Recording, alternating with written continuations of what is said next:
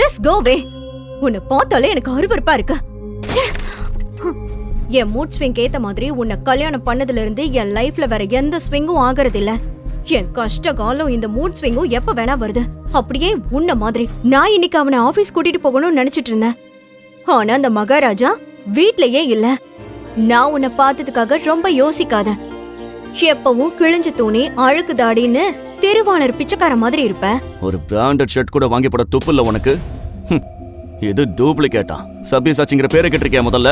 எவ்வளவு நாள் தான் உன் ஹீரோவை மறைச்சு வைக்கிறேன்னு பாக்குற. ரொம்ப பிஸி பர்சன் அண்ட் லண்டன்ல ஒரு பெரிய பிசினஸ் மேன். ஹரிஷ் உண்மையில் அந்த வீட்டில் ஒரு வேலைக்காரனை போலவே வாழ்ந்து வந்தான். வீட்டில் உள்ள அனைவரும் ஹரிஷை எப்பொழுதும் மரியாதையின்றியே நடத்தினர். இதுதாண்டி என் ஹீரோ ஃபர்ஸ்ட் அனிவர்சரிக்கு வாங்கி கொடுத்த டைமண்ட் நெக்லஸ். சந்தனா, அவ்வளோ பணம் நான் என் கண்ணில் கூட பார்த்ததில்ல. அவ்வளோ காஸ்ட்லியான கிஃப்ட்டை நான் எப்படி கொடுக்க முடியும்? அது நீ என்ன கல்யாணம் பண்றதுக்கு முன்னாடி நீ யோசிச்சிருக்கணும். நீ எல்லாம் ஒரு ஆம்பளையா? கேவலம் ஒரு பொண்டாட்டி கேக்குற ஒரு கிஃப்ட் கூட உன்னால வாங்கி தர முடியல. என்னது ஜிம்மி சூ சாண்டல்ஸா? இது 10 lakhsக்கு மேல இருக்குமே.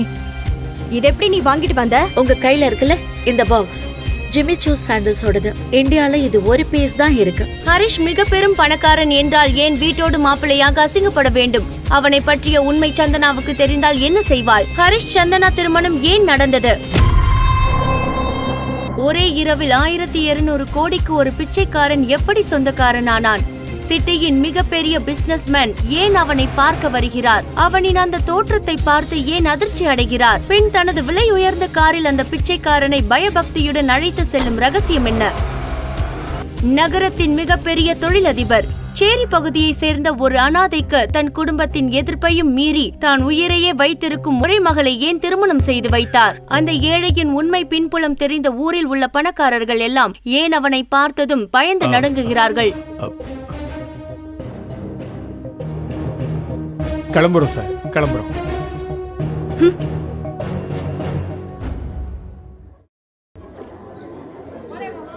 எவ்வளோண்ணா?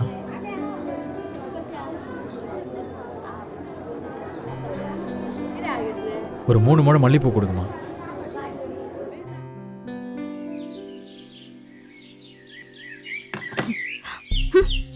உன்னை கல்யாணம் பண்ணதுக்கு பதில் பேசாம நான் கடல்ல விழுந்து செத்து போயிருக்கலாம்.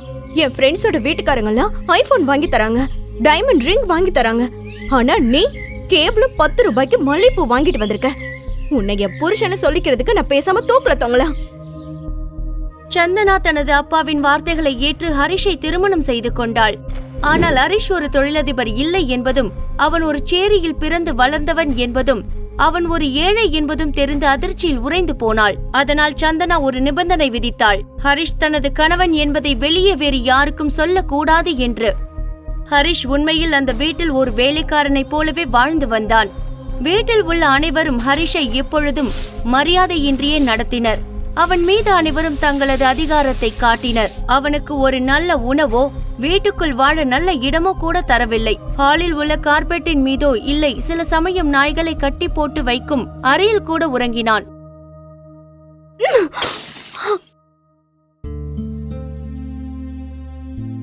இந்த உடைஞ்ச கிளாஸ் பீஸுக்கு இருக்க மதிப்பு கூட இல்லாத பிச்சைக்காரன் அவன். அவனை போய் ஒரு பிசினஸ் மேன்னு போய் சொல்லி எதுக்கு எனக்கு கல்யாணம் பண்ணி வச்சீங்க? ஏன்பா? அதுக்கு பதிலா நீங்க எனக்கு ஒரு ஃபாரின் பிரீட் நாயாவது வாங்கி கொடுத்திருக்கலாம். அட்லீஸ்ட் எனக்கு கொஞ்சம் ஸ்டேட்டஸ் ஆவது கிடைச்சிருக்கும் சொசைட்டில. சந்தனா தன்னை ஒரு நாயை விட கேவலமாக நினைப்பதை பார்த்து உடைந்து போன கண்ணாடிக்கு இருக்கும் மதிப்பு கூட தனக்கு இல்லை என்று சொல்லி அசிங்கப்படுத்தியும், தன்னை பற்றிய எந்தவித உண்மைகளையும் யாரிடமும் வெளியே சொல்லாமல் இவ்வளவு அசிங்கங்களையும் சகித்துக் கொண்டு ஏன் அமைதியாக வாழ வேண்டும் ஹரிஷ்? ஹரிஷின் ரகசியத்தை அறிந்த சந்தனாவின் அப்பா தனது மகள் அவனை இவ்வளவு அசிங்கப்படுத்துவதை பார்த்தும் ஏன் அமைதியாக மௌனம் காக்கிறார்? இப்படி ஒரு அசிங்கப்பட்ட வாழ்க்கையை ஏற்று வாழும் அளவிற்கு ஹரிஷின் வாழ்வில் என்னதான் நடந்தது? சந்தனா தன் திருமணம் வெளிநாட்டில் நடந்ததாகவும், தன் கணவர் லண்டனில் பெரிய தொழிலதிபர் என்றும் தன் தோழிகளிடம் பொய் சொல்லி சமாளித்தாள். அப்போது அவர்கள் தங்கள் கணவர்கள் கொடுத்த விலை உயர்ந்த பரிசுகளை காட்டும் போது சந்தனாவின் மனம் கொந்தளித்தது. சரி பரவாயில்ல, கல்யாணத்துக்கு தான் கூப்பிடல, அட்லீஸ்ட் உன் ஹஸ்பண்ட இன்டர்வியூவாவது பண்ணுவியா இல்லையா? பா எல்லாம் அவசர அவசரமா நடந்துருச்சுப்பா. அப்புறம் அவரு ரொம்ப பிஸி பர்சன் அண்ட் லண்டன்ல ஒரு பெரிய பிசினஸ் மேன். இந்தியாவுக்கு வந்து கல்யாணம் பண்றதுக்கு கூட அவருக்கு டைம் இல்ல. அதனாலதான் எங்க கல்யாணத்தை லண்டன்ல வெரி லிமிடெட் ஃபேமிலி மெம்பர்ஸ் மட்டும் கூப்பிட்டு நடத்த வேண்டியதா போச்சு. எவ்வளவு நாள் தான் உன் ஹீரோவை மறைச்சு வைக்கிறேன்னு பாக்குறோம். இதுதாண்டி என் ஹீரோ ஃபர்ஸ்ட் அனிவர்சரிக்கு வாங்கி கொடுத்த டைமண்ட் நெக்லஸ். ஒருமுறை வேலண்டைன்ஸ் டே அன்று ஹரிஷ் தனது மனைவி சந்தனாவுக்கு ரெட் ரோஸ் பொக்கே வாங்கி தர ஆசைப்பட்டான். அண்ணா அண்ணா அண்ணா அண்ணா இங்க வாங்கண்ணா, இங்க வாங்கண்ணா. போன தடவை மல்லிப்பூ வாங்கிட்டு போனதுக்கே அந்த திட்டுனா மறுபடியும் ரிஸ்க் எடுக்கணுமா? அண்ணா இங்க பாருண்ணா, இந்த வேலண்டைன்ஸ் டேக்கு இந்த ரேர் ரோஸ் ஃப்ளவர்ஸோட இந்த செம்ம அழகான ஆர்கிடெக்ட்ஸும் இந்த ஸ்பெஷல் ரெட் ரோஸ் பர்ட்ஸும் கலந்து கட்டினதை கொடுத்தா அண்ணி அப்படியே உங்க மேல பாஞ்சிருவாங்க. ஜஸ்ட் கோ வே. உன்னை பார்த்தாலே எனக்கு அருவருப்பா இருக்கு. ச்சே. ஹரிஷ், ஹரிஷ் எங்க இருக்க? ஆ, ஏன் கத்துற? என் மூட் ஸ்விங் ஏத்த மாதிரி உன்னை கல்யாணம் பண்ணதுல இருந்து என் லைஃப்ல வேற எந்த ஸ்விங்கும் ஆகறது இல்ல. என் கஷ்ட காலம் இந்த மூட் ஸ்விங்கும் எப்ப வேணா வருது. அப்படியே உன்ன மாதிரி. சரி, அது விடு. உனக்கு 2 days டைம் தரேன். என்ன பண்ணுவியோ தெரியாது. வேலண்டைன்ஸ் டேக்கு எனக்கு ஒரு காஸ்ட்லி கிஃப்ட் வேணும். அதோட காஸ்ட் மினிமம் 1 lakh இருக்கணும். அப்படி உன்னால கொடுக்க முடியலனா ஏதாவது ஓடுற ட்ரெயின் முன்னாடி விழுந்து சாவு. நீ எல்லாம் ஒரு ஆம்பளையா? கேவலம். ஒரு பொண்டாட்டி கேக்குற ஒரு கிஃப்ட் கூட உன்னால வாங்கி தர முடியல. சந்தனா அவ்வாறு கூறி சென்றது ஹரிஷுக்கு மிகவும் வேதனை அளித்தது. ஒன்றும் பேசாமல் வேறு வழி இன்று அங்கிருந்து சென்றான். வேலண்டைன்ஸ் டே முடிந்த 2 நாட்களுக்கு பிறகு ஹரிஷ் சந்தனாவுக்கு தருவதற்காக கிஃப்ட் ஒன்றினை வாங்கி வந்திருந்தான். அப்படி அந்த கிஃப்ட் பாக்ஸில் என்ன இருக்கிறது என்று ஆர்வமாக திறந்து பார்த்தாள் சந்தனா. அந்த கிஃப்டை பார்த்து மறுநொடியே அதிர்ச்சி அடைந்தாள் சந்தனா. என்னது? ஜிம்மி சூ சாண்டில்ஸா? இது 10 lakhsக்கு மேல இருக்குமே. இது எப்படி நீ வாங்கிட்டு வந்த? சந்தனா, அது ஒரிஜினல் நினைச்சிட்டியா? டூப்ளிகேட் இது. அப்படி ஹரிஷ் கூறியவுடன் ஏமாற்றத்துடன் அந்த சாண்டல்களை தனது அறைக்கு எடுத்து சென்றாள். இருந்தாலும் அந்த சாண்டல்களின் குவாலிட்டியை பார்த்த சந்தனாவுக்கு ஹரிஷின் மேல் கொஞ்சம் சந்தேகம் வந்தது. ஏனென்றால் அவற்றை பார்த்தாலே அவை அப்படியே ஒரிஜினல் போன்றே இருந்தது அவளுக்கு. மறுநாள் அந்த சாண்டல்களை எடுத்துக்கொண்டு அதன் ஷோரூமுக்கு சென்றாள் சந்தனா. அப்போது அங்கு இருந்த சேல்ஸ்கள் சந்தனாவை பார்த்து, மேடம், நீங்க ராஜேஸ்வரன் ஃபேமிலி ஃப்ரெண்டா? ராஜேஸ்வரன் ஃபேமிலி? அவங்களா? அவங்க ரொம்ப பெரிய ஆளுங்களாச்சே. அவங்க மீட்டிங் கிடைக்கிறதே பெரிய விஷயம். பெரிய பெரிய ஆளுங்களே அவங்க அப்பாயின்மெண்ட்டுக்காக வெயிட் பண்றாங்க. அதெல்லாம் ரொம்ப பெரிய விஷயம். ஆனா நீங்க ஏன் அவங்கள பத்தி கேக்குறீங்க? மேடம், உங்க கையில இருக்குல்ல இந்த பாக்ஸ், ஜிம்மி சூ சாண்டல்ஸோடது. இது ரொம்ப ஸ்பெஷல் எடிஷன் சாண்டல்ஸ். இதோட கட்டிங், டிசைன், இந்த லோகோ இதெல்லாம் டூப்ளிகேட் பண்றது இம்பாசிபிள். இந்தியால இது ஒரு பீஸ் தான் இருக்கு. அதுவும் ராஜேஸ்வரன் ஃபேமிலி தான் வாங்குனாங்க. அப்படி என்றால் ஹரிஷ் ராஜேஸ்வரன் ஃபேமிலியை சேர்ந்தவனா? இல்லை என்றால் அங்கிருந்து இதை திருடி கொண்டு வந்தானா? ஒரு பைசா கூட இல்லாதவன் கையில் எப்படி இந்த சாண்டல்ஸ் வந்தது? ஹரிஷின் உண்மையான முகம் என்ன? அவ்வளவு பெரிய பணக்காரன் என்றால் எதற்காக சந்தனாவின் வீட்டில் வந்து அசிங்கப்பட வேண்டும் என்று நினைத்துக்கொண்டே அங்கிருந்து கிளம்பிய சந்தனா, அவன் ஏதோ ஒரு தந்திர வேலை செய்துதான் இதை தனக்கு பரிசளித்திருக்கிறான் என்று தனக்குள் கூறிக்கொண்டாள். சில நாட்களில் அந்த சாண்டல்ஸை பற்றி மறந்தே போனாள்.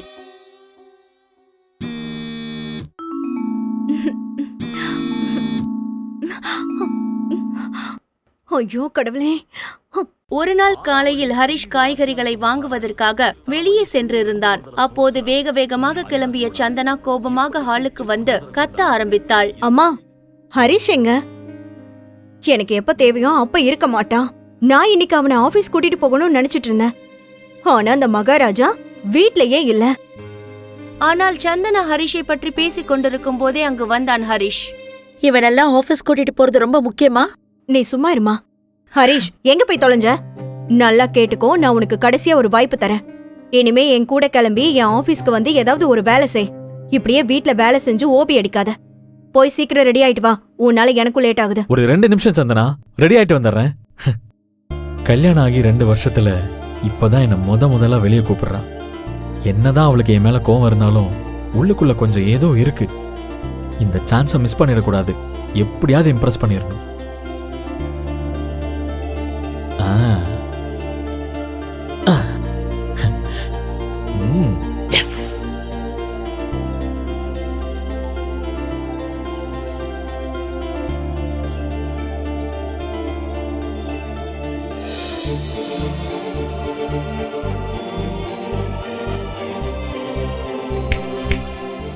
ஹலோ பொண்டாட்டி, போலாமா?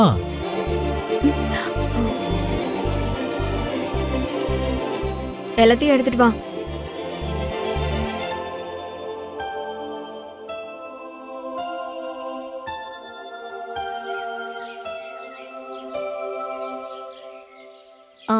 மறந்துட்டேன். பேக் எடுத்துக்கிட்டியா?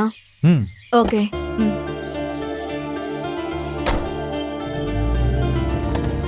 சிறிது நேரத்தில் சந்தனாவும் ஹரிஷும் சந்தனாவின் அலுவலகம் வந்தடைந்தனர்.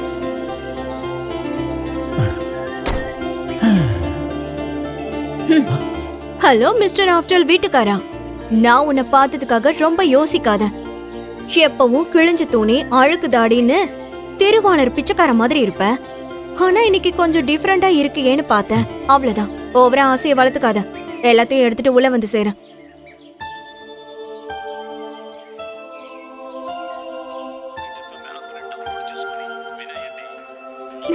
Hey princess, hi. how are you? ஆளையே பார்க்க முடியல. எங்க போன நீ? உன்னை பார்க்கறதுக்கு அப்பாயின்மெண்ட் கிடைக்கிறதே பெரிய விஷயமா இருக்கு. ஐயோ, அவ்வளோ சீனெல்லாம் இல்ல. வீட்ல கொஞ்சம் வேலை அதிகம், அவ்வளவுதான். ஓ, okay, okay. Hmm. By the way, I have something for you. ம். Surprise! Wow. See what I got for you. Sabyasachi lehenga. Deepika Padukone அவ கல்யாணத்துக்கு கட்டின அதே பிராண்ட். உனக்காக ஸ்பெஷலா வாங்கிட்டு வந்தேன். இத நீ உன் கல்யாணத்துக்கு போட்டா சும்மா தெரிக்கும். வாவ். இது எனக்காக வாங்கிட்டு வந்தியா? This is so lovely. Thank you so much for the gift. இதுக்கெல்லாம் எதுக்கு தேங்க்ஸ் சொல்ற சந்தனா? உனக்காக நான் என்ன வேணா வாங்கி தருவேன். என் ஃப்ரெண்ட் மூலமா ஸ்பெஷலா ஆர்டர் பண்ணி வாங்கினேன். ஜஸ்ட் இது 20 lakhs தான் ஆச்சு. Oh my god. 20 லட்சமா? Thank you so much Ashok. இத மட்டும் கல்யாணத்துல போட்டேனா எல்லாரும் என்ன பத்தி தான் பேசுவாங்க. சந்தனா சப்யாசாச்சி லெஹங்கால அப்படியே செலிபிரிட்டி மாதிரி இருக்கான்னு. கரெக்டா சொன்ன. நீ ஒன்னும் எந்த செலிபிரிட்டிக்கும் குறைஞ்சவ இல்லையே. சந்தனா, ம். இந்த லெஹங்கா டூப்ளிகேட், ஒரிஜினல் இல்ல. ஹேய், வாய மூடுறா. பெரிய இவனாடா நீ? ஒரு பிராண்டட் ஷர்ட் கூட வாங்கி போட துப்பு இல்ல உனக்கு? இது டூப்ளிகேட்டா? சபியசாச்சிங்கிற பேரை கேட்டிருக்கியா முதல்ல? இந்த லெஹங்கா பிராண்டட் இல்லையா? How dare you dirty burger? Ashok மேலும் எதுவும் செய்வதற்கு முன்னர் அவனை தடுத்த ஹரிஷ். ஒரிஜினல்ல சில்க் யூஸ் பண்ணுவாங்க. இது என்ன கர்ம ஃபேப்ரிக்? சீப்பா. ஒரிஜினல் டிசைன் வேற மாதிரி இருக்கும். இது என்னது வேற மாதிரி இருக்கு? ஒரிஜினல் லோகோல கேபிட்டல் எஸ் இருக்கும். ஆனா இதுல என்ன இருக்கு? ஸ்மால் எஸ் இருக்கு. இந்த மாதிரி துணியெல்லாம் லோக்கல் மார்க்கெட்ல 500 ரூபாய்க்கு கிடைக்கும். ஹரிஷ் அவ்வாறு சொன்னதும் சந்தனாவும் அந்த லோகோவை பார்த்து அது டூப்ளிகேட் என்பதை உறுதி செய்து கொண்டாள். அதை பார்த்து அசோக் என்ன செய்வதென்று தெரியாமல் திணறினான். என் ஃப்ரெண்ட் தான் ஐ திங்க் பை மிஸ்டேக் தப்பா அனுப்பியிருப்பான். நான் உனக்காக ஒரிஜினலே ஆர்டர் பண்றேன். சந்தனா, நான் உனக்கு டூப்ளிகேட் எதுக்கு கொடுக்க போறேன் சொல்லு? ஐ மீன், ஓ ஐ ஜஸ்ட் காட் அ கால். ஒரு நிமிஷம் வந்துடுறேன். ஹலோ. Okay okay. டேய், இந்நேரம் கிழிஞ்சிருக்கும். கரெக்டான டைம்ல கால் பண்ண. சரி வை. சந்தனா, இது வரைக்கும் நான் உனக்கு எந்த அட்வைஸும் பண்ணது கிடையாது. ஆனா இப்ப சொல்றேன், இந்த அசோக் உனக்கு டூப்ளிகேட் கிஃப்டை கொடுத்து மேனிப்புலேட் பண்ண ட்ரை பண்றான். அவனை தயவு செஞ்சு நம்பாத. உனக்காக ஒரு நாள் கண்டிப்பா ஒரிஜினல் லெஹங்காவை நான் கிஃப்ட் பண்றேன். அதுக்காக நான் எவ்வளவு வேணா ஹார்ட் ஒர்க் பண்ணி நான் வாங்கி தரேன். ஹரிஷ் தனது மனதில் தேக்கி வைத்திருந்ததை எல்லாம் சந்தனாவிடம் கொட்டிவிட்டு அவளது பதிலுக்கு காத்திருக்காமல் அங்கிருந்து வேக வேகமாக கிளம்பிச் சென்றான். கல்யாணம் ஆகி 2 வருஷத்துல இந்த மாதிரி இவன் கோவப்பட்டு நான் பார்த்ததே இல்ல. நான் அவன் கூட நிறைய சண்டை போட்டிருக்கேன். அசோக் மாதிரி ஆளுங்க கிட்ட நான் ஏமாந்துட கூடாதுன்னு எதை பத்தியும் கவலைப்படாம எனக்காக பேசிட்டு போறான். ஃபர்ஸ்ட் டைம் செக்யூர்டா ஃபீல் பண்ண வைக்கிறான். ஒருவேளை நான் தான் இவனை பத்தி புரிஞ்சுக்காம என்கிட்ட இருந்து ரொம்ப தள்ளி வச்சிருக்கேனா? Excuse me madam.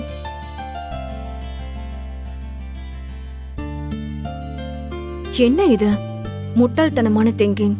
அசோக் என் பிசினஸ் பார்ட்னர். அது மட்டும் இல்லாம பெரிய பணக்காரன். பிசினஸ் வேர்ல்டுல கிங். நம்ம கம்பெனில இன்வெஸ்டர் வேற. ஹரிஷ் சொன்னதை கேட்டு அசோக் பார்ட்னர்ஷிப்ல இருந்து போயிட்டா என்ன ஆகும்? ஹரிஷ்காக இத்தனை வருஷமா கஷ்டப்பட்டதை என்னால வீணடிக்க முடியாது. இந்த கம்பெனிக்கு ஹரிஷை விட அசோக் தான் முக்கியம். Thank you madam. ஹரிஷ், உனக்கு என்ன பைத்தியமா? என்ன நினைச்சிட்டு இருக்க? எனக்கு அட்வைஸ் பண்ற அளவுக்கு பெரிய ஆளாயிட்டியா? அவ்வளோ தைரியம் வந்துருச்சா? ஏதோ ஒரு நாள் கொஞ்சம் இடம் கொடுத்து ஆபீஸ்க்கு கூட்டிட்டு வந்தா இவ்ளோ ப்ராப்ளம் கிரியேட் பண்ணிருக்க. உன்னை ஆபீஸ்க்கு கூட்டிட்டு வந்து பெரிய தப்பு பண்ணிட்ட.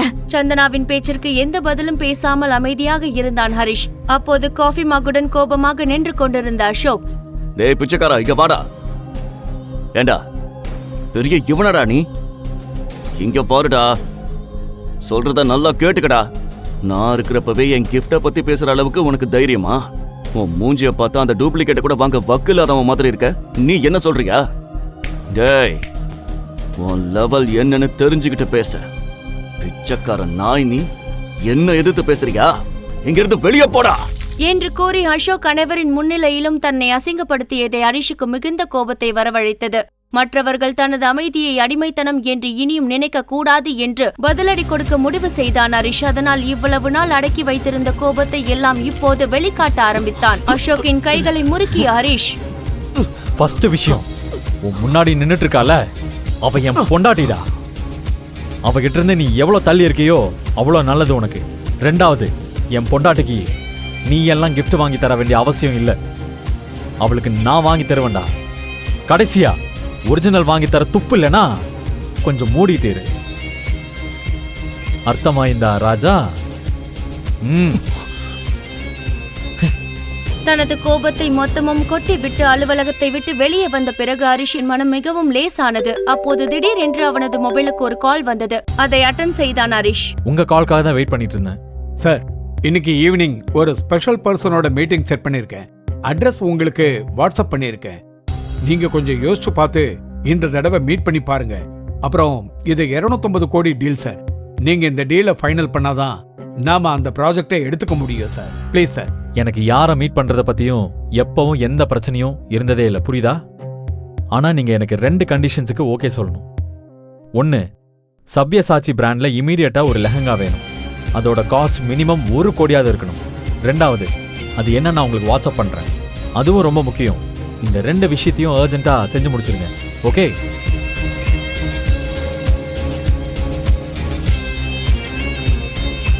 ஆட்டோ, போலாம்.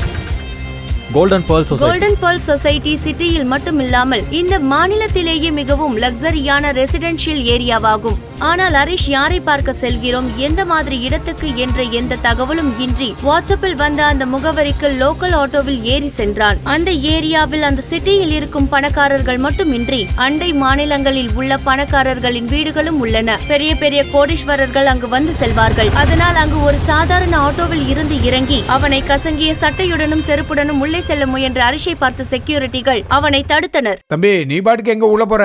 உள்ள ஒருத்தரை பார்க்க வந்திருக்கேன், இப்ப போகணும், கொஞ்சம் வழி விடுங்க. ஹலோ, இப்படிதான் வரவன் போறவன்லாம் சொல்றான். உன்னை ஒரு தடவையாவது கண்ணாடியில பாத்திருக்கியா? செருப்பும் ஆளும் அவனும்.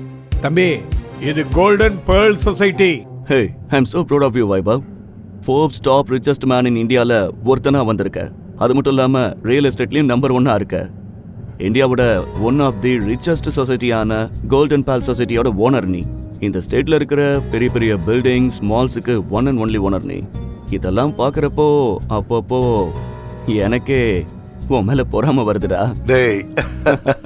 பெரிய பெரிய ஆளுங்க பெரிய பெரிய காருங்கள்ல இங்க வருவாங்க. ஆனா நீ அந்த கார் டிரைவர் மாதிரி கூட இல்லடா. பாரு, உன்ன மாதிரி நிறைய பேரை பார்த்தாச்சே. ஒழுங்கா இடத்த காலி பண்ணி போ என்று சொல்லி ஹரிஷை தள்ளிவிட ஹரிஷ் கீழே விழுவதற்கும் சடன் பிரேக் போட்டு வைபவின் கார் நிற்பதற்கும் சரியாக இருந்தது. என்ன நடக்குது இங்க? அதுவும் என் சொசைட்டி கேட் முன்னாடி. யாராவது பார்த்தா நம்ம சொசைட்டியோட ரெப்யூட்டேஷன் என்ன ஆகும் தெரியாதா? பாருங்க சார், எவ்வளவு சொல்லி இந்த பிச்சைக்காரன் உள்ள போன அடம் பிடிக்கிறான். அதனாலதான் சார் தள்ளி விட்டேன்.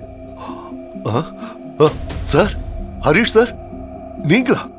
சாரி சார், நான் உங்களை சரியா பார்க்கல. நீங்க வரீங்கன்னு சொல்லிருந்தா நானே உங்களை ரிசீவ் பண்ண வந்திருப்பேன் சார். டேய் வெஸ்ட் ஃபெலோ, சார் இவர் யாருன்னு தெரியுமாடா? இல்ல சார். உன்னால ஹரிஷ் சார் கிட்ட எனக்கு தான் கெட்ட பேர். இப்பவே உன்னை வேலையை விட்டு தூக்குறேன். சார் இருங்க, இதுல அவர் மேல எந்த தப்பு இல்ல. என்ன மாதிரி பார்க்க பிச்சைக்கார மாதிரி இருந்தா யாரா இருந்தாலும் அப்படிதானே பண்ணுவாங்க. சார், நீங்க ஏன் சார் இப்படி இருக்கீங்க? உங்களை பார்த்து 4 வருஷம் ஆச்சு சார். அப்ப எப்படி இருப்பீங்க? ஆனா இப்போ மிஸ்டர் வைபவ், அதை பத்தியெல்லாம் சொல்ல இப்ப எனக்கு நேரம் இல்லை. அதெல்லாம் நேரம் வரப்போ சொல்றேன். நான் இப்போ உள்ள போகணும். ஒரு அர்ஜென்ட் மீட்டிங் ஒன்று இருக்கு. நான் உங்களை மறுபடியும் வந்து பார்க்குறேன் என்று கூறிவிட்டு ஹரிஷ் உள்ளே சென்றான். அவ்வளவு பெரிய பணக்கார முதலாளியே அந்த பிச்சைக்காரன் போல் இருப்பவனிடம் அவ்வளவு பவ்யமாக நடந்து கொண்டதை பார்த்த அந்த செக்யூரிட்டி மிரண்டு போய் நின்றார். அவ்வளவு பெரிய பணக்காரன் ஏன் ஹரிஷை சார் என்று அழைக்க வேண்டும்? ஒருவேளை அவன் மிகப்பெரிய பணக்காரனா? அப்படி என்றால் ஏன் இவ்வாறு நடிக்க வேண்டும் என்று அந்த செக்யூரிட்டிகள் தங்களுக்குள் பேசிக் கொண்டனர். ஹரிஷ் உள்ளே நடந்து சென்று அந்த சொசைட்டியின் கிளப் ஹவுஸை அடைந்தான். அப்போது அங்கு கோட் சூட் அணிந்த பெரிய மனிதர்கள் இருந்தனர். அவர்களை பார்த்த ஹரிஷ் அங்கு வெளியே வந்து ஒரு செடியின் மறைவில் அமர்ந்து யாருக்கோ கோபமாக கால் செய்தான். இவங்களோட தான் மீட்டிங் அரேஞ்ச் பண்ணிருக்கீங்கன்னு ஏன் முன்னாடியே சொல்லல? இவங்க கூட எவ்வளவு பெரிய டீலா இருந்தாலும் பரவாயில்ல, நான் செய்ய முடியாது. ஒரே இரவில் 1200 கோடிக்கு ஒரு பிச்சைக்காரன் எப்படி சொந்தக்காரன் ஆனான்? சிட்டியின் மிகப்பெரிய பிசினஸ்மேன் ஏன் அவனை பார்க்க வருகிறார்? அவனின் அந்த தோற்றத்தை பார்த்து ஏன் அதிர்ச்சி அடைகிறார்? பின் தனது விலை உயர்ந்த காரில் அந்த பிச்சைக்காரனை பயபக்தியுடன் அழைத்து செல்லும் ரகசியம் என்ன? நகரத்தின் மிகப்பெரிய தொழிலதிபர் சேரி பகுதியை சேர்ந்த ஒரு அனாதைக்கு தன் குடும்பத்தின் எதிர்ப்பையும் மீறி தான் உயிரையே வைத்திருக்கும் ஒரே மகளை ஏன் திருமணம் செய்து வைத்தார்? அந்த ஏழையின் உண்மை பின்புலம் தெரிந்த ஊரில் உள்ள பணக்காரர்கள் எல்லாம் ஏன் அவனை பார்த்ததும் பயந்து நடுங்குகிறார்கள்? கிளம்புறோம் சார், கிளம்புறோம்.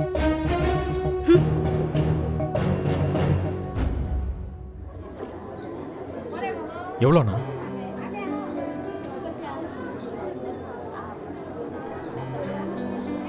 ஒரு 3 முழம் மல்லிப்பூ கொடுங்கம்மா.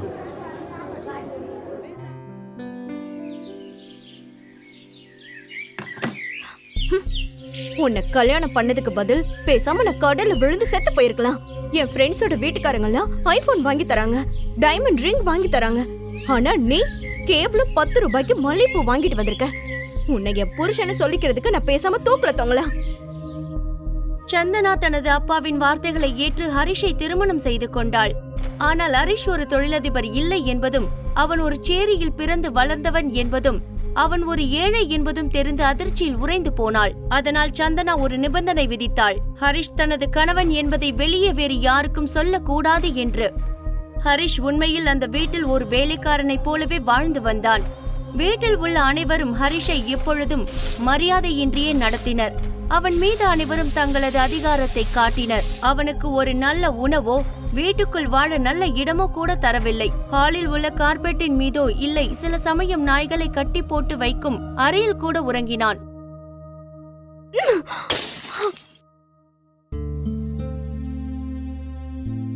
இந்த உடைஞ்ச கிளாஸ் பீஸ்க்கு இருக்க மதிப்பு கூட இல்லாத பிச்சைக்காராம அவனை போய் ஒரு பிசினஸ் மேன்னு போய் சொல்லி எதுக்கு எனக்கு கல்யாணம் பண்ணி வச்சீங்க? ஏன்பா? அதுக்கு பதிலா நீங்க எனக்கு ஒரு ஃபாரின் பிரீட் நாயாவது வாங்கி கொடுத்திருக்கலாம். அட்லீஸ்ட் எனக்கு கொஞ்சம் ஸ்டேட்டஸ் ஆவது கிடைச்சிருக்கும் சொசைட்டில. சந்தனா தன்னை ஒரு நாயை விட கேவலமாக நினைப்பதை பார்த்து உடைந்து போன கண்ணாடிக்கு இருக்கும் மதிப்பு கூட தனக்கு இல்லை என்று சொல்லி அசிங்கப்படுத்தியும், தன்னை பற்றிய எந்தவித உண்மைகளையும் யாரிடமும் வெளியே சொல்லாமல் இவ்வளவு அசிங்கங்களையும் சகித்துக் கொண்டு ஏன் அமைதியாக வாழ வேண்டும் ஹரிஷ்? ஹரிஷின் ரகசியத்தை அறிந்த சந்தனாவின் அப்பா தனது மகள் அவனை இவ்வளவு அசிங்கப்படுத்துவதை பார்த்தும் ஏன் அமைதியாக மௌனம் காக்கிறார்? இப்படி ஒரு அசிங்கப்பட்ட வாழ்க்கையை ஏற்று வாழும் அளவிற்கு ஹரிஷின் வாழ்வில் என்னதான் நடந்தது? சந்தனா தன் திருமணம் வெளிநாட்டில் நடந்ததாகவும், தன் கணவர் லண்டனில் பெரிய தொழிலதிபர் என்றும் தன் தோழிகளிடம் பொய் சொல்லி சமாளித்தாள்.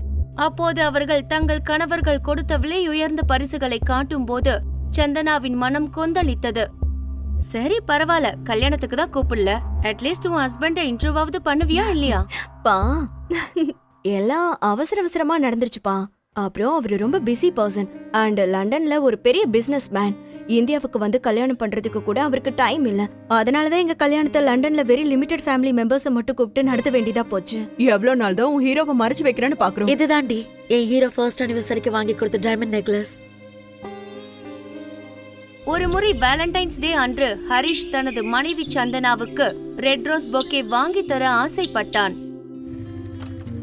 அண்ணா அண்ணா அண்ணா அண்ணா இங்க வாங்கண்ணா, இங்க வாங்கண்ணா. போன தடவை மல்லிப்பூ வாங்கிட்டு போனதுக்கே அந்த திட்டுனா மறுபடியும் ரிஸ்க் எடுக்கணுமா? அண்ணா இங்க பாருண்ணா, இந்த வேலண்டைன்ஸ் டேக்கு இந்த ரேர் ரோஸ் ஃப்ளவர்ஸோட இந்த செம்ம அழகான ஆர்கிடெக்ட்ஸும் இந்த ஸ்பெஷல் ரெட் ரோஸ் பட்ஸும் கலந்து கட்டினதை கொடுத்தா அண்ணி அப்படியே உங்க மேல பாஞ்சிருவாங்க. இந்த பூவெல்லாம் டெய்லி கிடைக்காது, அப்புறம் உங்க விருப்பம்ண்ணா. ஹரிஷ் அந்த பொக்கேவை சந்தனாவிடம் கொடுக்க மிகவும் கோபம் அடைந்தாள் சந்தனா. ஜஸ்ட் கோ வே. உன்னை பார்த்தாலே எனக்கு அருவருப்பா இருக்கு.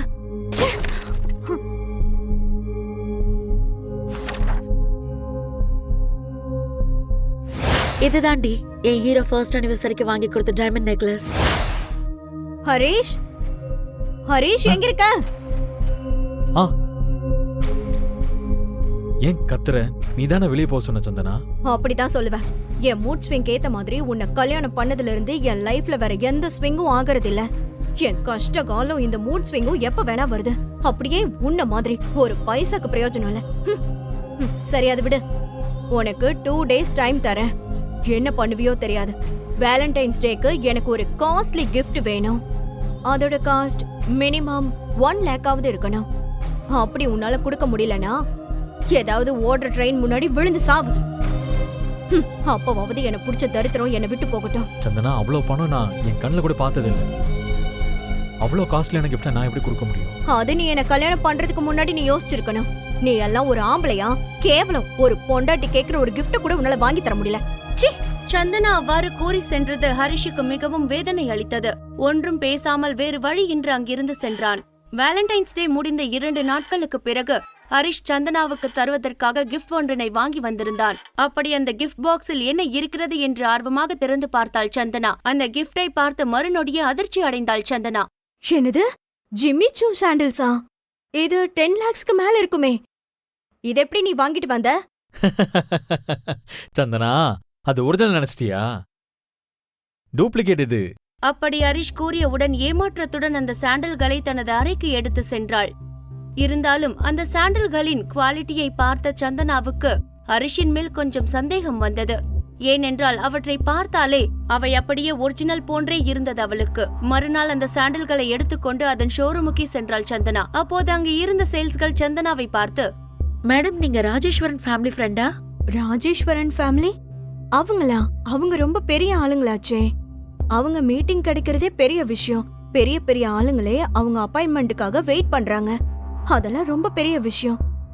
ஆனா நீங்க ஏன் அவங்கள பத்தி கேக்குறீங்க? மேடம், உங்க கையில இருக்குல்ல இந்த பாக்ஸ், ஜிம்மி சூ சாண்டல்ஸோடது. இது ரொம்ப ஸ்பெஷல் எடிஷன் சாண்டல்ஸ். இதோட கட்டிங், டிசைன், இந்த லோகோ இதெல்லாம் டூப்ளிகேட் பண்றது இம்பாசிபிள். இந்தியால இது ஒரு பீஸ் தான் இருக்கு. அதுவும் ராஜேஸ்வரன் ஃபேமிலி தான் வாங்குனாங்க. அப்படி என்றால் ஹரிஷ் ராஜேஸ்வரன் ஃபேமிலியை சேர்ந்தவனா? இல்லை என்றால் அங்கிருந்து இதை திருடி கொண்டு வந்தானா? ஒரு பைசா கூட இல்லாதவன் கையில் எப்படி இந்த சாண்டல்ஸ் வந்தது? ஹரிஷின் உண்மையான முகம் என்ன? அவ்வளவு பெரிய பணக்காரன் என்றால் எதற்காக சந்தனாவின் வீட்டில் வந்து அசிங்கப்பட வேண்டும் என்று நினைத்துக்கொண்டே அங்கிருந்து கிளம்பிய சந்தனா, அவன் ஏதோ ஒரு தந்திர வேலை செய்துதான் இதை தனக்கு பரிசளித்திருக்கிறான் என்று தனக்குள் கூறிக்கொண்டாள். சில நாட்களில் அந்த சாண்டல்ஸை பற்றி மறந்தே போனாள்.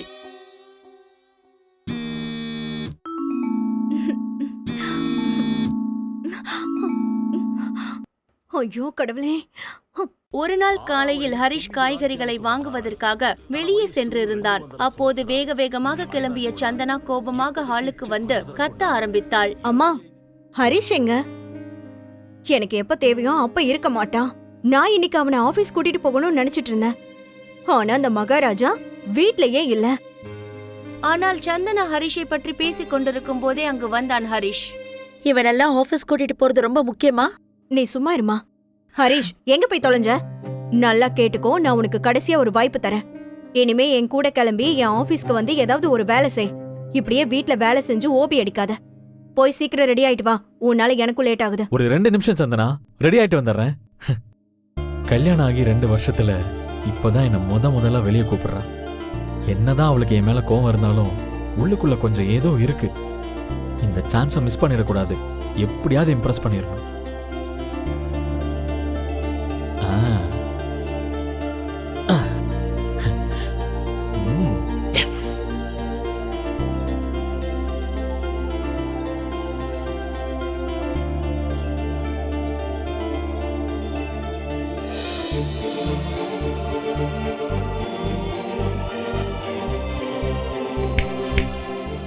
ஹலோ பொண்டாட்டி, போலாமா?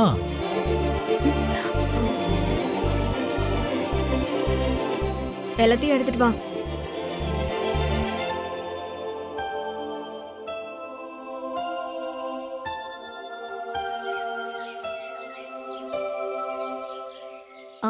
மறந்துட்டேன். Back எடுத்துக்கிட்டியா? Okay.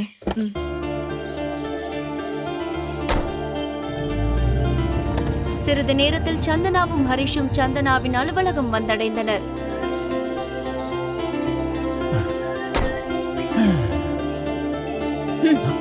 Hello mister after வீட்டுக்காரா, நான் உன்னை பார்த்ததுக்காக ரொம்ப யோசிக்காத.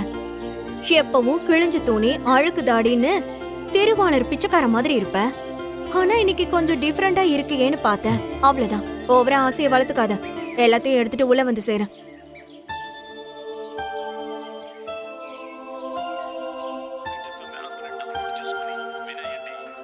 Hey princess, hi how are you? ஆளைய பார்க்க முடியல. எங்க போன நீ? உன்னை பார்க்கறதுக்கு அப்பாயின்மெண்ட் கிடைக்கிறதே பெரிய விஷயமா இருக்கு. ஐயோ அவ்வளோ சீன் எல்லாம் இல்ல, வீட்ல கொஞ்சம் வேலை அதிகம், அவ்வளவுதான். ஓ, okay, okay. By the way, I have something for you. Surprise! Wow, See what I got for you. Sabyasachi lehenga. Deepika Padukone அவ கல்யாணத்துக்கு கட்டின அதே பிராண்ட். உனக்காக ஸ்பெஷலா வாங்கிட்டு வந்தேன். இத நீ உன் கல்யாணத்துக்கு போட்டா சும்மா தெரிக்கும். வாவ், இது எனக்காக வாங்கிட்டு வந்தியா? This is so lovely. Thank you so much for the gift. இதுக்கெல்லாம் எதுக்கு தேங்க்ஸ் சொல்ற சந்தனா? உனக்காக நான் என்ன வேணா வாங்கி தருவேன். என் ஃப்ரெண்ட் மூலமா ஸ்பெஷலா ஆர்டர் பண்ணி வாங்கினேன். ஜஸ்ட் இது 20 lakhs தான் ஆச்சு. Oh my god, 20 லட்சமா? Thank you so much Ashok. இத மட்டும் கல்யாணத்துல போட்டேனா எல்லாரும் என்ன பத்தி தான் பேசுவாங்க. சந்தனா சப்யசாச்சி லெஹங்கால அப்படியே செலிபிரிட்டி மாதிரி இருக்கான்னு. கரெக்டா சொன்ன. நீ ஒன்னும் எந்த செலிபிரிட்டிக்கும் குறைஞ்சவ இல்லையே. சந்தனா, இந்த லெஹங்கா டூப்ளிகேட், ஒரிஜினல் இல்ல. ஹேய், வாய மூடுறா. பெரிய இவனாடா நீ? ஒரு பிராண்டட் ஷர்ட் கூட வாங்கி போட துப்பு இல்ல உனக்கு? இது டூப்ளிகேட்டா? சப்யசாச்சிங்கிற பேரை கேட்டிருக்கியா முதல்ல? இந்த லெஹங்கா பிராண்டட் இல்லையா? How dare you dirty burger? Ashok மேலும் எதுவும் செய்வதற்கு முன்னர் அவனை தடுத்த ஹரிஷ். ஒரிஜினல்ல சில்க் யூஸ் பண்ணுவாங்க. இது என்ன கர்ம ஃபேப்ரிக்? சீப்பா? ஒரிஜினல் டிசைன் வேற மாதிரி இருக்கும். இது என்னது வேற மாதிரி இருக்கு? ஒரிஜினல் லோகோல கேபிட்டல் எஸ் இருக்கும். ஆனா இதுல என்ன இருக்கு? ஸ்மால் எஸ் இருக்கு. இந்த மாதிரி துணியெல்லாம் லோக்கல் மார்க்கெட்ல 500 ரூபாய்க்கு கிடைக்கும். ஹரிஷ் அவ்வாறு சொன்னதும் சந்தனாவும் அந்த லோகோவை பார்த்து அது டூப்ளிகேட் என்பதை உறுதி செய்து கொண்டாள். அதை பார்த்து அசோக் என்ன செய்வதென்று தெரியாமல் திணறினான். என் ஃப்ரெண்ட் தான் ஐ திங்க் பை மிஸ்டேக் தப்பா அனுப்பியிருப்பான். நான் உனக்காக ஒரிஜினலே ஆர்டர் பண்றேன். சந்தனா, நான் உனக்கு டூப்ளிகேட் எதுக்கு கொடுக்க போறேன் சொல்லு? ஐ மீன், ஓ ஐ ஜஸ்ட் காட் அ கால். ஒரு நிமிஷம் வந்துடுறேன். ஹலோ. Okay okay. டேய், இந்நேரம் கிழிஞ்சிருக்கும். கரெக்டான டைம்ல கால் பண்ண. சரி வை. சந்தனா, இது வரைக்கும் நான் உனக்கு எந்த அட்வைஸும் பண்ணது கிடையாது. ஆனா இப்ப சொல்றேன், இந்த அசோக் உனக்கு டூப்ளிகேட் கிஃப்டை கொடுத்து மேனிப்புலேட் பண்ண ட்ரை பண்றான். அவனை தயவு செஞ்சு நம்பாத. உனக்காக ஒரு நாள் கண்டிப்பா ஒரிஜினல் லெஹங்காவை நான் கிஃப்ட் பண்றேன். அதுக்காக நான் எவ்வளவு வேணா ஹார்ட் ஒர்க் பண்ணி நான் வாங்கி தரேன். ஹரிஷ் தனது மனதில் தேக்கி வைத்திருந்ததை எல்லாம் சந்தனாவிடம் கொட்டிவிட்டு அவளது பதிலுக்கு காத்திருக்காமல் அங்கிருந்து வேக வேகமாக கிளம்பிச் சென்றான். கல்யாணம் ஆகி 2 வருஷத்துல இந்த மாதிரி இவன் கோவப்பட்டு நான் பார்த்ததே இல்ல. நான் அவன் கூட நிறைய சண்டை போட்டிருக்கேன். அசோக் மாதிரி ஆளுங்க கிட்ட நான் ஏமாந்துட கூடாதுன்னு எதை பத்தியும் கவலைப்படாம எனக்காக பேசிட்டு போறான். ஃபர்ஸ்ட் டைம் செக்யூர்டா ஃபீல் பண்ண வைக்கிறான். ஒருவேளை நான் தான் இவனை பத்தி புரிஞ்சுக்காம என்கிட்ட இருந்து ரொம்ப தள்ளி வச்சிருக்கேனா? Excuse me madam.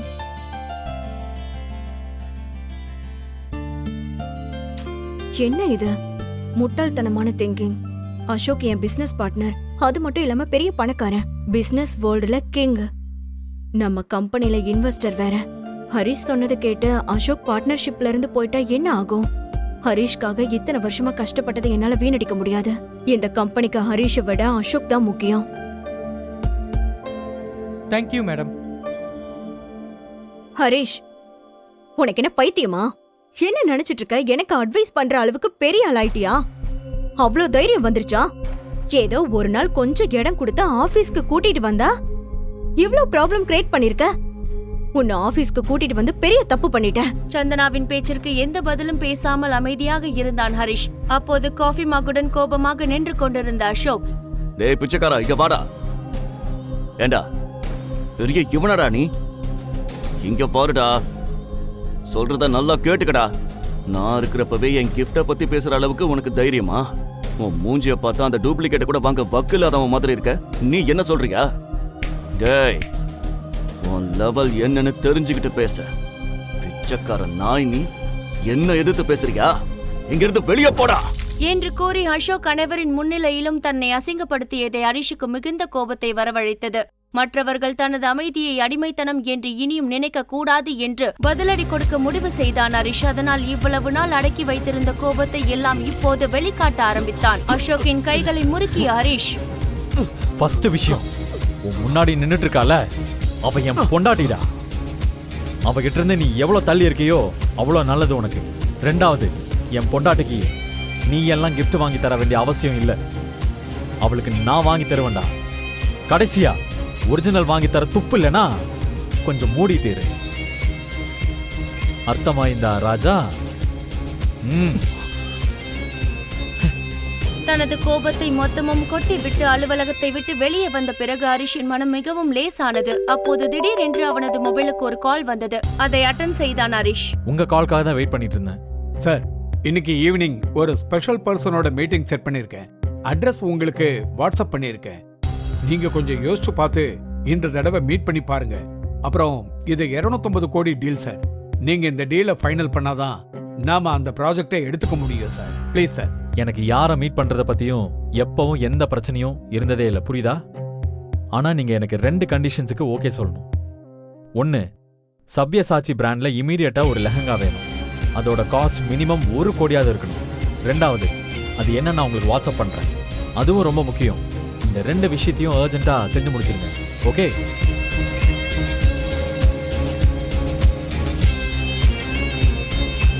ஆட்டோ, போலாம். கோல்டன் பேர்ல் சொசைட்டி சிட்டியில் மட்டுமில்லாமல் இந்த மாநிலத்திலேயே மிகவும் லக்ஸரியான ரெசிடென்ஷியல் ஏரியாவாகும். ஆனால் ஹரிஷ் யாரை பார்க்க செல்கிறோம், எந்த மாதிரி இடத்துக்கு என்ற எந்த தகவலும் இன்றி வாட்ஸ்அப்பில் வந்த அந்த முகவரிக்கு லோக்கல் ஆட்டோவில் ஏறி சென்றான். அந்த ஏரியாவில் அந்த சிட்டியில் இருக்கும் பணக்காரர்கள் மட்டுமின்றி அண்டை மாநிலங்களில் உள்ள பணக்காரர்களின் வீடுகளும் உள்ளன. பெரிய பெரிய கோடீஸ்வரர்கள் அங்கு வந்து செல்வார்கள். அதனால் அங்கு ஒரு சாதாரண ஆட்டோவில் இருந்து இறங்கி அவனை கசங்கிய சட்டையுடனும் செருப்புடனும் உள்ளே செல்ல முயன்ற ஹரிஷை பார்த்த செக்யூரிட்டிகள் அவனை தடுத்தனர். தம்பி, நீ பாட்டுக்கு எங்க உள்ள போற? உள்ள ஒருத்தரை பார்க்க வந்திருக்கேன். இப்ப போகணும், கொஞ்சம் வழி விடுங்க. ஹலோ, இப்படிதான் வரவும் போறவெல்லாம் சொல்றான். உன்னை ஒரு தடவையாவது கண்ணாடியில பாத்திருக்கியா? செருப்பும் ஆளும் அவனும். தம்பி, இது golden pearl society. Hey, I'm so proud of you, Vaibhav. Forbes top richest man in Indiaல ஒருத்தனா வந்திருக்க. அது மட்டும் இல்லாம ரியல் எஸ்டேட்லயும் நம்பர் 1 இருக்க. இந்தியாவோட ஒன் ஆஃப் தி ரிச்சஸ்ட் சொசைட்டியான கோல்டன் பேல் சொசைட்டியோட ஓனர் நீ. இந்த ஸ்டேட்ல இருக்கிற பெரிய பெரிய பில்டிங்ஸ், மால்ஸுக்கு ஒன் அண்ட் ஒன்லி ஓனர் நீ. இதெல்லாம் பாக்குறப்போ அப்பப்போ எனக்கே உன் மேல பொறாம வருதுடா. டேய், பெரிய பெரிய ஆளுங்க பெரிய பெரிய காருங்கள்ல இங்க வருவாங்க. ஆனா நீ அந்த கார் டிரைவர் மாதிரி கூட இல்லடா. பாரு, உன்ன மாதிரி நிறைய பேரை பார்த்தாச்சே. ஒழுங்கா இடத்த காலி பண்ணி போ என்று சொல்லி ஹரிஷை தள்ளிவிட ஹரிஷ் கீழே விழுவதற்கும் சடன் பிரேக் போட்டு வைபவின் கார் நிற்பதற்கும் சரியாக இருந்தது. என்ன நடக்குது இங்க? அதுவும் என் சொசைட்டி கேட் முன்னாடி. யாராவது பார்த்தா நம்ம சொசைட்டியோட ரெப்யூட்டேஷன் என்ன ஆகும் தெரியாதா? பாருங்க சார், எவ்வளவு சொல்லி இந்த பிச்சைக்காரன் உள்ள போன அடம் பிடிக்கிறான். அதனாலதான் சார் தள்ளி விட்டேன். சார், ஹரிஷ் சார், நீங்களா? சாரி சார், நான் உங்களை சரியா பார்க்கல. நீங்க வரீங்கன்னு சொல்லிருந்தா நானே உங்களை ரிசீவ் பண்ண வந்திருப்பேன் சார். டேய் வெஸ்ட் ஃபெலோ, சார், இவர் யாருன்னு தெரியுமாடா? இல்ல சார். உன்னால ஹரிஷ் சார் கிட்ட எனக்கு தான் கெட்ட பேர். இப்பவே உன்னை வேலையை விட்டு தூக்குறேன். சார் இருங்க, இதுல அவர் மேல எந்த தப்பு இல்லை. என்ன மாதிரி பார்க்க பிச்சைக்கார மாதிரி இருந்தா யாரா இருந்தாலும் அப்படிதானே பண்ணுவாங்க. சார், நீங்க ஏன் சார் இப்படி இருக்கீங்க? உங்களை பார்த்து 4 வருஷம் ஆச்சு சார். அப்ப எப்படி இருப்பீங்க? ஆனா இப்போ மிஸ்டர் வைபவ், அதை பத்தியெல்லாம் சொல்ல இப்ப எனக்கு நேரம் இல்லை. அதெல்லாம் நேரம் வரப்போ சொல்றேன். நான் இப்ப உள்ள போகணும். ஒரு அர்ஜென்ட் மீட்டிங் ஒன்று இருக்கு. நான் உங்களை மறுபடியும் வந்து பார்க்கிறேன் என்று கூறிவிட்டு ஹரிஷ் உள்ளே சென்றான். அவ்வளவு பெரிய பணக்கார முதலாளியே அந்த பிச்சைக்காரன் போல் இருப்பவனிடம் அவ்வளவு பவ்யமாக நடந்து கொண்டதை பார்த்த அந்த செக்யூரிட்டி மிரண்டு போய் நின்றார். அவ்வளவு பெரிய பணக்காரன் ஏன் ஹரிஷை சார் என்று அழைக்க வேண்டும்? ஒருவேளை அவன் மிகப்பெரிய பணக்காரனா? அப்படி என்றால் ஏன் இவ்வாறு நடிக்க வேண்டும் என்று அந்த செக்யூரிட்டிகள் தங்களுக்குள் பேசிக் கொண்டனர். ஹரிஷ் உள்ளே நடந்து சென்று அந்த சொசைட்டியின் கிளப் ஹவுஸை அடைந்தான். அப்போது அங்கு கோட் சூட் அணிந்த பெரிய மனிதர்கள் இருந்தனர். அவர்களை பார்த்த ஹரிஷ் அங்கு வெளியே வந்து ஒரு செடியின் மறைவில் அமர்ந்து யாருக்கோ கோபமாக கால் செய்தான். இவங்களோட தான் மீட்டிங் அரேஞ்ச் பண்ணிருக்கீங்கன்னு ஏன் முன்னாடியே சொல்லல? இவங்க கூட எவ்வளவு பெரிய டீலா இருந்தாலும் பரவாயில்ல, நான் செய்ய முடியாது. யார் அந்த பெரிய ஆட்கள்? அவர்களை பார்த்து ஏன் தனது முகத்தை மறைத்துக் கொண்டு அங்கிருந்து சென்றான்? அவ்வளவு பெரிய டீலை வேண்டாம் என்று சொல்லும் அளவிற்கு ஹரிஷின் வாழ்வில் இதற்கு முன் நடந்த சம்பவங்கள் என்ன? ஹரிஷ் மிக பெரும் பணக்காரன் என்றால் ஏன் வீட்டோடு மாப்பிள்ளையாக அசிங்கப்பட வேண்டும்? அவனை பற்றிய உண்மை சந்தனாவுக்கு தெரிந்தால் என்ன செய்வாள்? ஹரிஷ் சந்தனா திருமணம் ஏன் நடந்தது? இதையெல்லாம் தெரிந்து கொள்ள இப்போதே பாக்கெட் எஃப்எம் டவுன்லோட் செய்யுங்கள். கிங் தொடரை கேளுங்கள்.